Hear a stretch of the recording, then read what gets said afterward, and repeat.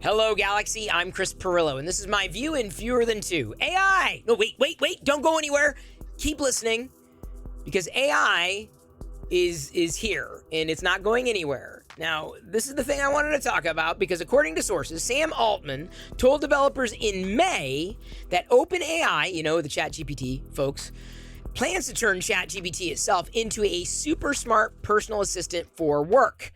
Basically setting the stage for a huge rivalry, between them and Google and potentially them and Microsoft. But isn't Microsoft kind of working with OpenAI and integrating that stuff within their stuff? Isn't that what's happening? So it's just going to get interesting. A personal assistant for work, super smart personal assistant for work. I've been using it for work. Anything that I need to do that would otherwise be mentally taxing, I run it through ChatGPT. It works well enough.